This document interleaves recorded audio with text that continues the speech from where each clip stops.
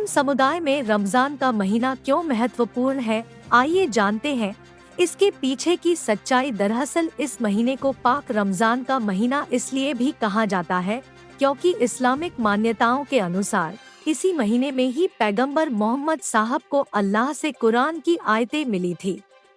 रमजान का महीना 30 दिनों का माना जाता है। इसमें पूरे महीने को 10 से 10 करके 3 भागों में यानी अशरों में बांटा गया। यह मुसलमानों के लिए एक पवित्र महीना माना जाता है। इस महीने में रोजेदार दिन भर का निर्जला उपवास रखते हैं, प्रार्थनाएं करते हैं, बुराई से बचने की कोशिश करते हैं, दान पुण्य करते हैं। रमजान इस्लामी कैलेंडर का 9वां महीना होता है। मुस्लिम समुदाय के लिए काफी पवित्र महीना माना जाता है। रमजान एक अरबी शब्द है जिसका हिंदी में अनुवाद सूखापन होता है। इसका दूसरा अनुवाद चिलचिलाती गर्मी भी होती है। इस महीने के 30 दिन मुस्लिम समुदाय अल्लाह की इबादत करते हैं और उसकी शान में रोजे यानी उपवास रखते हैं। रोजे का समय सुबह सूरज निकलने से पहले से लेकर सूरज ढलने तक होता है। सूरज निकलने से पहले लोग रोजा रखने की दुआ पढ़कर अपना रोजा शुरू करते हैं। वही सूरज ढलने के बाद रोजा खोलने की दुआ से अपना रोजा खोलते हैं। इस्लाम धर्म के मान्यताओं के अनुसार रमजान का पवित्र महीना अपने आप पर नियंत्रण व संयम रखने का एक इम्तिहान होता है। पूरा दिन रोजा रखना, वह अपनी भूख और प्यास को कुर्बान करना, यह अपने आप पर संयम रखने का एक तरीका माना जाता है। इसका एक कारण यह भी है कि आप गरीबों के दुख और दर्द को समझ सके और उनकी मदद कर सके और उनके प्रति संवेदनशीलता जाहिर कर सके। रमजान में बल्कि संयम का दूसरा तात्पर्य यह है कि आप अपने आँख, कान, नाक और जुबान को नियंत्रण में रखें, यानी आपको ना तो बुरा सुनना है, ना तो बुरा बोलना है, ना तो बुरा देखना है, ना तो बुरा एहसास करना है। इस प्रकार रमजान का पवित्र महीना धार्मिक श्रद्धा के अलावा बुरी आदतों को छुड़ाने का भी काम करता है और यही कारण है कि भारत के साथ साथ पूरी दुनिया में इस्लाम धर्म को मानने वाले जहां रहते हैं, वह सारे लोग इस महीने को बड़ा पवित्र मानते हैं। एक तरह से ऐसा भी माना जाता है कि इस महीने जो 30 रोजे रखता है वह अल्लाह यानी ईश्वर के करीब होता है और अल्लाह उन पर खुश होकर उनकी सारे मुसीबतें, सारी परेशानियां दूर करते हैं। इस महीने में मुस्लिम समुदाय के लोग गरीबों को दिल खोलकर दान देते हैं। आइए इसकी एक झलकियां आपको दिखाते हैं। नमस्कार, मैं दीपक मजूमदार और आप देख रहे हैं हल्ला बोल न्यूज़। अभी छत्तीसगढ़ की राजधानी रायपुर पे यहाँ एक दरगाह में खड़े हैं जो शेर अली आगा बंजारी वाले बाबा के नाम से मशहूर ये रायपुर का दरगाह है और इसमें मुस्लिम समुदाय के द्वारा इफ्तियार का प्रोग्राम रखा गया था। और जैसे ही हमने आपको कुछ विजुअल ऐसे दिखाए हैं कि लोग कतार पे बैठे हुए इफ्तियार के लिए जो लगातार जो यहाँ पे कार्यक्रम होता आ रहा है, उस कार्यक्रम में से ये रमज़ान का जो महीना है इसमें इफ्तियार का प्रोग्राम यहाँ पूरे शहर में रखा जाता है। और आज जो है बंजारी वाले बाबा के मज़ार पर जो यहाँ पे देख रहे हैं काफ़ी भीड़ है, लोग इकट्ठे हुए हैं और इफ्तियार के बाद अब भोजन का भी कार्यक्रम रखा गया है। जो लोग अब भोजन भी ग्रहण करेंगे और उसके बाद अपने अपने घर के लिए रवानगी करेंगे। इस बीच कार्यक्रम को किस प्रकार से आयोजित की गई है, हमारे यहाँ आयोजक मंडल जो हैं पूरे खड़े हुए मुस्लिम समुदाय के लोग, तो हम जानने की कोशिश करेंगे कि इस आयोजन किस प्रकार से वो कर पाए हैं।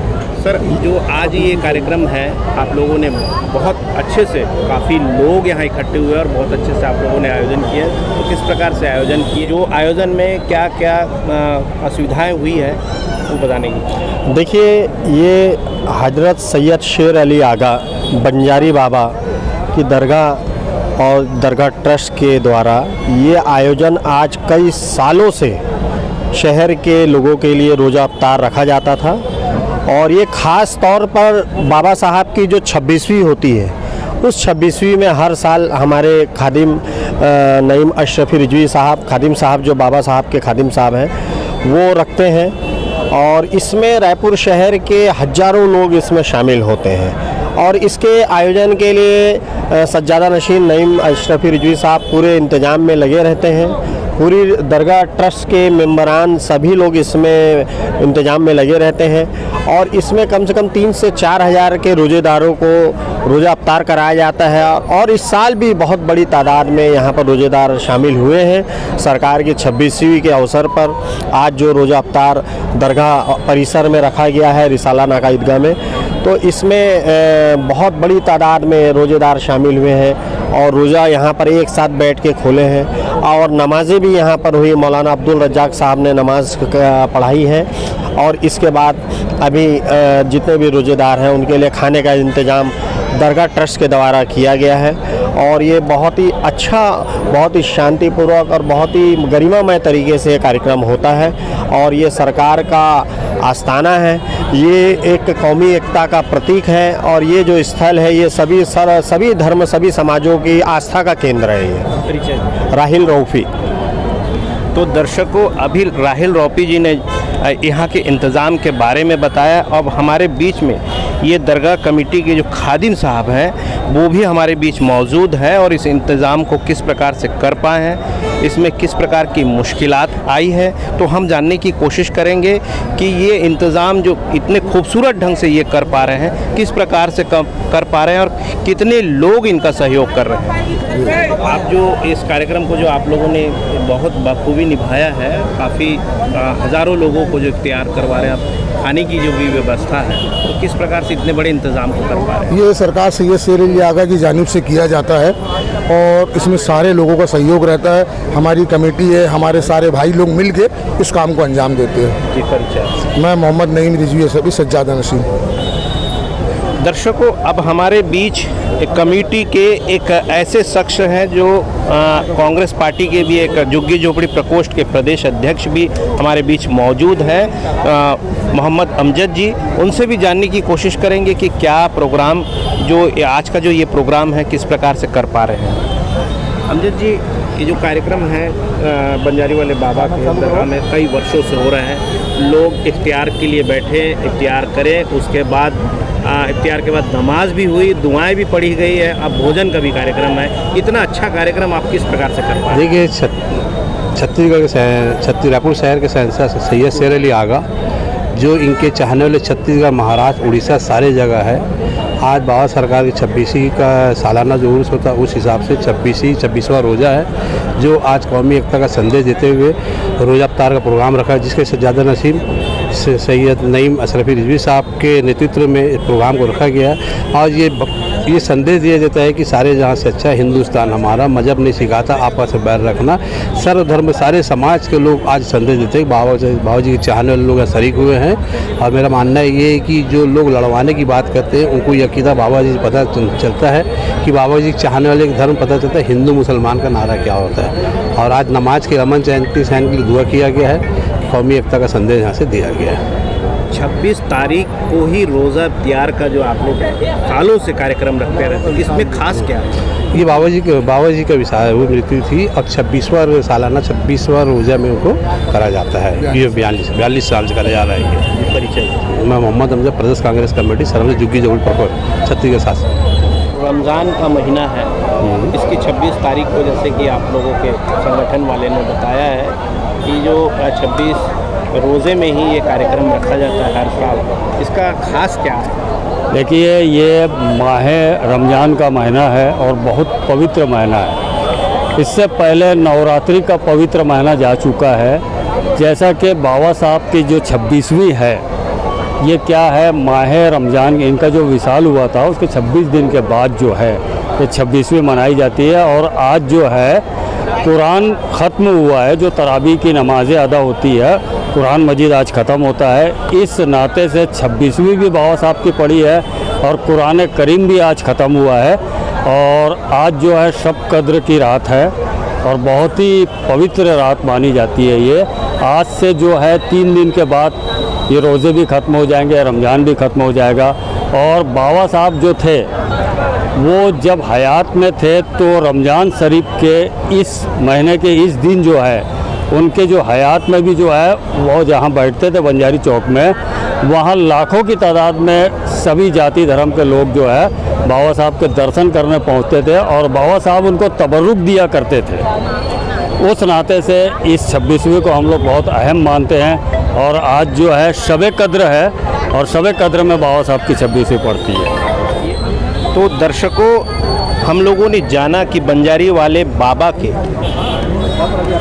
जो कार्यक्रम है रोज़ा इफ्तियार और भोजन का जो कार्यक्रम है, ये हर साल रमज़ान के 26वें रमज़ान को किया जाता है। और क्यों किया जाता है इसके बारे में हम लोगों ने जाना और सुना कि बंजारी वाले बाबा के यहाँ 26 तारीख यानी 26वें रोज़े को यहाँ पे रोज़ा जो इफ्तियार का कार्यक्रम रखा जाता है। जब अच्छे से जो इंतज़ाम है आप लोग कमेटी वाले किस प्रकार से कर पाते हैं, बाहरी कोई सहयोग होता है? देखिए, ये तो बाबा साहब के जो चाहने वाले हैं वो एक हाथ से देते हैं तो दूसरे हाथ को पता नहीं लगता। वो जो मदद करते हैं वो चुपचाप से करते हैं, अपना नाम उजागर नहीं करते। और हम लोगों को भी इस बात की इजाज़त दी है। इनके दुआओं में काफ़ी कुछ असर है जी, बहुत ज़्यादा असर है। पूरे छत्तीसगढ़ और पूरे मध्य प्रदेश के लोग जो है यहाँ बाबा साहब के आस्थाना पे आते हैं और 11 से 21 दिन के अंदर यहाँ पे अच्छी अच्छी मुरादें ठीक पूरी होती है। यहाँ तक कि मेरी आंखों देखे हुई बात है कि कैंसर की बीमारी जो है यहाँ बाबा साहब के आस्थाना में ठीक हुई है। बाबा साहब के करम से, इनके फैज़ से कैंसर वाले मरीज आज पूरी तरीके से ठीक है। अब राज्य की जनता को और देश की जनता को क्या संदेश देना चाहते हैं? देखिए, मैं देश की जनता को और राज्य की जनता को यही संदेश देना चाहूँगा कि किसी भी प्रकार का कोई भी अफवाह और जातिवाद में ना जाए, क्योंकि हिंदुस्तान ये एक ऐसा मजहब है कि ये सूफी संतों का जो देश है और यहाँ पे ख्वाजा गरीब नवाज भी है, यहाँ भगवान श्री राम भी है, सभी लोग हैं। यहाँ ननिहाल भी है भगवान राम का और यहाँ जो है अजमेर वाले ख्वाजा गरीब नवाज भी है। इस नाते से यहाँ पे जो भी जातिवाद और हिंदू मुस्लिम की बात को जो फैलाएगा वो कभी कामयाब नहीं होगा, क्योंकि ये वलियों का देश है, वलियों का शहर है, सूफी संतों का शहर है। यहाँ पे सब हिंदू मुस्लिम सिख ईसाई सभी मिलजुल के रहते हैं, आपसी भाईचारा। जैसा कि अभी आप यहाँ देख रहे हैं, यहाँ पे हिंदू भी उतने ही आते हैं, मुसलमान भी उतने ही आते हैं, सिख भी उतने आते हैं। आप कहना चाहते हैं स्पष्ट तौर पे कि जो दंगाई हो रही है, फसादे हो रही है, उसका कोई मजहब नहीं है? जी, मजहब जो है, दंगाइयों का कोई मजहब नहीं है। चाहे वो मुस्लिम के तरफ के दंगाई हो या हिंदुओं की तरफ के, उनका कोई मजहब नहीं है। वो अपनी चाल को उनकी एक चाल रहती है जिसकी वजह से जातिवाद फैला के आपसी में जो है लड़ाई करवाते हैं, राजनीतिक रोटी सेकते हैं। जी, परिचय दीजिए। जी, मेरा नाम मिर्ज़ा साजिद बेग, मैं भारतीय जनता पार्टी अल्पसंख्यक मोर्चा का पूर्व राष्ट्रीय सदस्य और मदरसा बोर्ड का पूर्व सदस्य, उर्दू अकादमी का पूर्व सदस्य, हज बोर्ड का पूर्व सदस्य और अभी जो है बाबा साहब के आस्थाने में खिदमत करता हूँ। तो दर्शकों, आपने सुना कि जिस प्रकार से इन्होंने कहा कि दंगाई और फसाद करने वालों की कोई मजहब नहीं होती, वो बेमहजब होते हैं। उनका सिर्फ एक ही मकसद होता है कि आपसी में दो कौम के लोगों को लड़ाना है। ये है गैर मजहबी लोगों का काम। तो दर्शकों, इस प्रकार की खबरों के साथ हमारे साथ बने रहिए, देखते रहिए खास खबर में दीपक मजूमदार और आप देख रहे हैं हल्ला बोल न्यूज़।